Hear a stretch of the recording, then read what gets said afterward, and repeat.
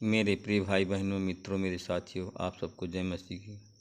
मित्रों, आप सब लोगों का इस चैनल में स्वागत है।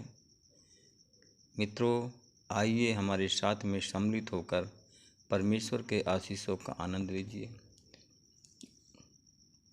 मित्रों, आप सब लोग कैसे हो? मुझे पूरा विश्वास है, पूरी आशा है मित्रों कि आप सब लोग अच्छी तरह से हैं, क्योंकि परमेश्वर आपके साथ में है। मित्रों, मैं प्रतिदिन की तरह आज भोर के समय फिर आप लोगों के सामने उपस्थित हुआ। मित्रों, मैं प्रतिदिन की तरह आप लोगों के लिए प्रार्थना करूंगा, आपके परिवार के लिए, आपके बच्चों के लिए। मित्रों, मैं पहले सबसे वचन बताऊंगा, फिर प्रार्थना करूंगा। मित्रों, आज का वचन है जो मैं आप लोगों के सामने लेकर आया हूं। मैं इस वचन के द्वारा बात करूंगा, इस वचन के आधार पर प्रार्थना करूंगा। ये वचन है मित्रों, सपन्याह की किताब है, उसका 3 अध्याय का 15 वचन है। मैं इस वचन के द्वारा बात करूंगा, इसी वचन के आधार पर प्रार्थना करूंगा। मित्रों, सपन्याह की किताब 3 का 15। प्रभु ने तेरे विरुद्ध दंड की आज्ञा वापस ले लिया है, उसने तेरे शत्रुओं को भगा दिया है। इजराइल का परमेश्वर प्रभु तेरे मध्य में विराजमान है, अब तुझे अनिष्ट का डर नहीं होगा। मित्रों, अब तुझे अनिष्ट का कोई डर नहीं होगा। आमीन। मेरे भाई और बहनों, मित्रों, मेरे साथियों, परमेश्वर अनिष्ट से बचाने वाला है। अब कोई डरने की बात नहीं। हम यिर्मयाह की पुस्तक में देखते हैं, परमेश्वर का जन एक था, उसका परमेश्वर का दास था यिर्मयाह। हम उसी के बारे में हम आप लोगों को बताएंगे। जो बात यिर्मयाह ने सब लोगों से कही थी, उसको सपत्याह बेन मत्तान और पसहूर बेन मलिक्याह ने भी इस बात को सुना था। मित्रों, यिर्मयाह ने कहा था कि प्रभु कहता है, जो व्यक्ति इस नगर में ठहरेगा वह शत्रुओं की तलवार, अकाल और महामारी से मरेगा। किंतु मित्रों, कहा कि जो व्यक्ति नगर से भागकर कसदी सेना की शरण में जाएगा वह जीवित रहेगा। आमीन। मित्रों, युद्ध की लूट की तरह उसका प्राण बच जाएगा। मित्रों, प्रभु कहता है कि यह नगर निसंदेह बेबीलोन राजा की सेना के हाथ में सौंप दिया जाएगा और वह इस पर कब्जा कर लेगा। मित्रों, कि उच्च अधिकारी, जितने बड़े बड़े अधिकारियों ने राजा से कहा, इस आदमी को अवश्य मार डालना चाहिए, क्योंकि यह नगर में बचे हुए सैनिकों का मनोबल घटा रहा है। मित्रों, वह अपनी इन बातों से नगर निवासियों की हिम्मत तोड़ रहा है। इस आदमी को अपने लोगों के हित की चिंता नहीं है, बल्कि यह उनका अनिष्ट खोज रहा है। मित्रों, राजा सिदकिय्याह ने कहा, देखो वह तुम्हारे हाथ में है, क्योंकि राजा भी तुम्हारी इच्छा के विरुद्ध कुछ नहीं कर सकता है। मित्रों, उसने कहा कि उच्च अधिकारियों ने यिर्मयाह को पकड़ा और रस्सी से बांधकर राजकुमार मलिक्याह के अंधे कुएं में डाल दिया। मित्रों, यह कुआं राजमहल के पहरे के आंगन में था। मित्रों, उसमें पानी नहीं था, बल्कि कीचड़ ही कीचड़ था। यिर्मयाह कीचड़ में धंस गया। मेरे भाई और बहनों, मित्रों, मेरे साथियों, यिर्मयाह जब कीचड़ में धंस गया, मित्रों, तब एबेद मेलेक नामक एक खोजा था। वह कूश देश का निवास रहने वाला था। मित्रों, एबेद मेलेक नामक एक खोजा था, वह कूश देश का रहने वाला था। वह उस समय राजभवन में था जब उसने सुना कि यिर्मयाह अंधे कुएं में डाल दिए गए हैं। तब वह राजभवन से बाहर निकला। मित्रों, वह राजा के पास में गया और उस समय राजा बिन्यामीन द्वार पर न्याय आसन पर बैठा हुआ था। मित्रों, एबेद मेलेक ने राजा से प्रार्थना विनती किया, उससे निवेदन किया कि महाराज, मेरे मालिक, इन उच्च अधिकारियों ने नबी यिर्मयाह को अंधे कुएं में डालकर बहुत बुरा काम किया है।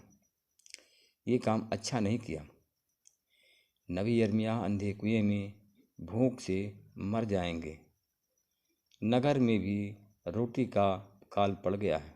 मित्रों, उसके बाद में तब राजा ने एबेद मलिक को आदेश दिया कि तुम यहाँ से 3 सिपाही अपने साथ में लेकर जाओ और मरने से पहले यिर्मयाह को अंधे कुएं से बाहर निकाल लो। मेरे भाई और बहनों, मित्रों, मेरे साथियों, अतः एबेद मलिक ने 3 सिपाही को लेकर के राजमहल में गया। मित्रों, वहाँ वह भंडारगृह के तल घर में गया। मित्रों, वहाँ से उसने फटे पुराने चिथड़े कपड़े निकाले। मित्रों,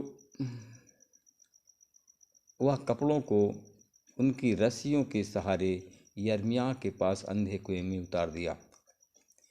तब एबेद मलिक ने पुकार कर यिर्मयाह से कहा, ये फटे पुराने कपड़े और चिथड़े अपनी कांखों में रस्सी के नीचे रख लीजिए। मित्रों, यिर्मयाह ने ऐसा ही किया। जब यिर्मयाह ऐसा ही किया मित्रों, तब उन्होंने रस्सी के सहारे यिर्मयाह को ऊपर खींच लिया। मित्रों, और वो यूँ उनका अंधे कुएं से उसको बाहर निकाल लिया। मित्रों, यिर्मयाह राजमहल के पहरे के आंगन में फिर से रहने लगा। मेरे भाई और बहनों, मित्रों, मेरे साथियों,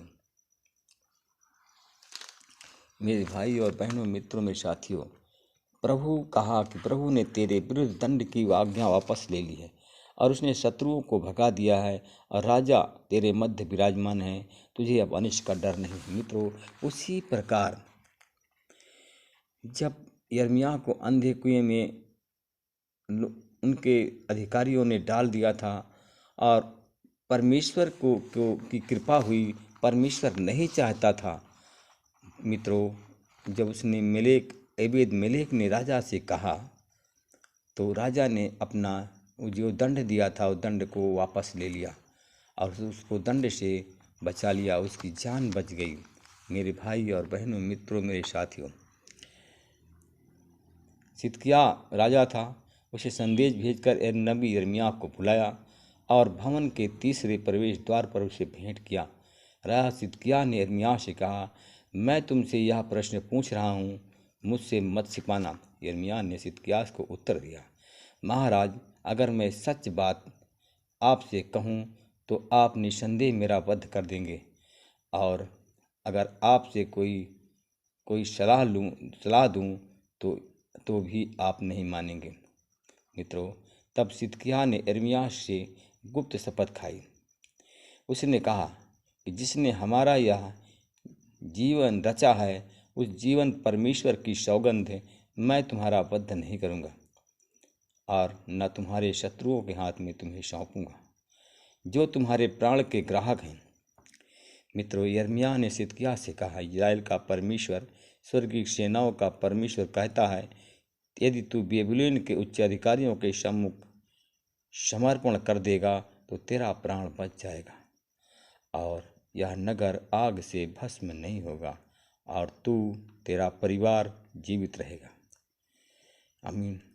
मेरे भाई और बहनों, मित्रों, मेरे साथियों, किंतु यदि तू बेबीलोन के उच्च अधिकारियों के सम्मुख समर्पण नहीं करेगा तो यह कसदी नगर सेना के हाथ में सौंप दूंगा और यह नगर आग से भस्म कर देंगे और तू उनके हाथ से नहीं बच पाएगा। आमीन। मेरे भाई और बहनों, मित्रों, मेरे साथियों, राजा सिदकिय्याह ने यिर्मयाह से कहा, तुम्हारी सलाह उचित है, लेकिन मैं उन यहूदा वासियों से डरता हूँ जो कसदियों से मिल गए हैं और ये अधिकारी मुझसे उनके हाथ में सौंप देंगे और यहूदा वासी मेरी हंसी उड़ाएंगे।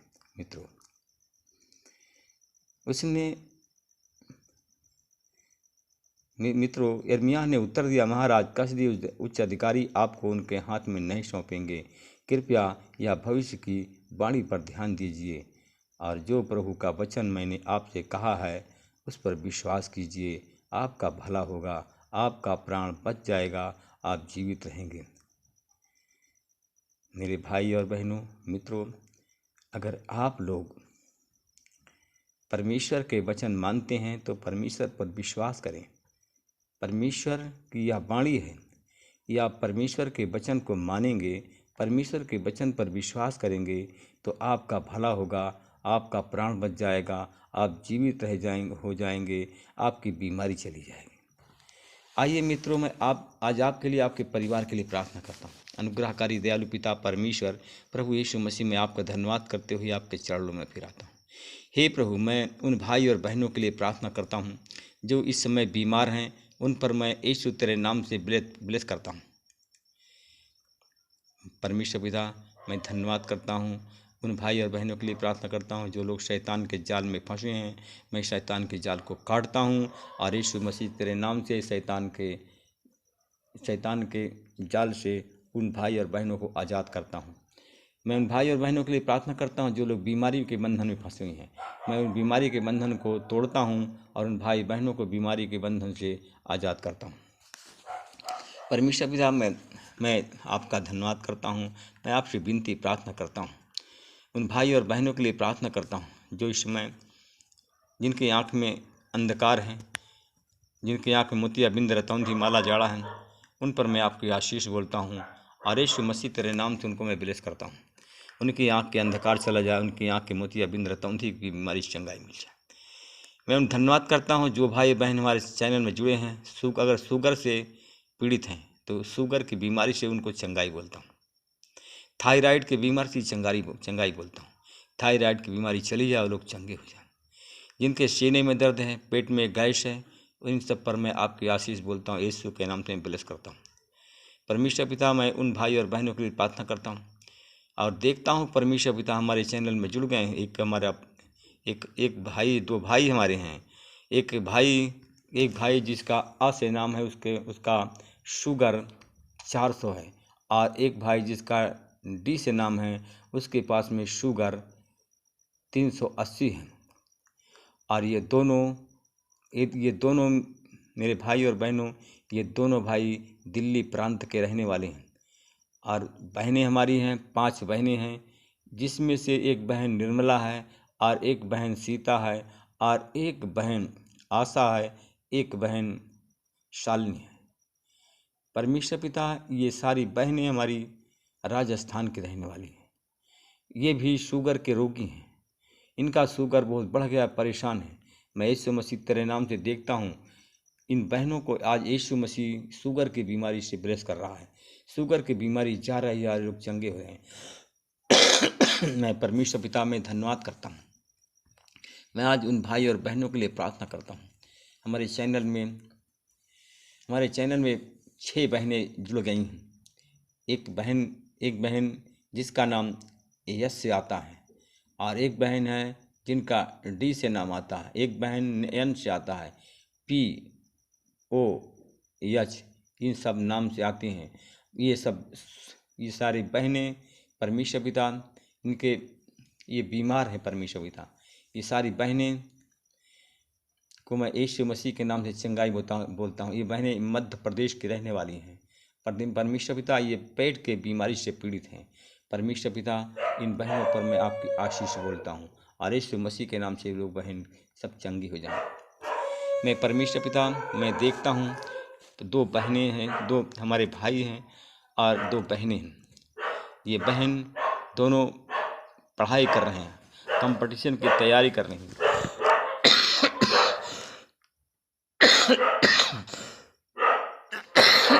मैं बहनों पर आपकी आशीष बोलता हूँ।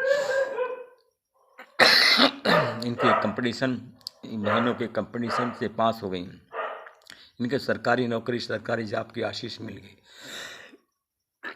मैं धन्यवाद करता हूँ, इस प्रार्थना को यीशु के नाम से मांगता हूँ, आमीन। मित्रों, आज सर्दी से हमें खांसी हो गई है। मैं इसलिए प्रार्थना करने में कुछ परेशानी हो रही है। मित्रों, अगर परमेश्वर आपको आशीषित करते हैं तो आप लोग हमारे चैनल को एक बार सब्सक्राइब करने की कृपा करें।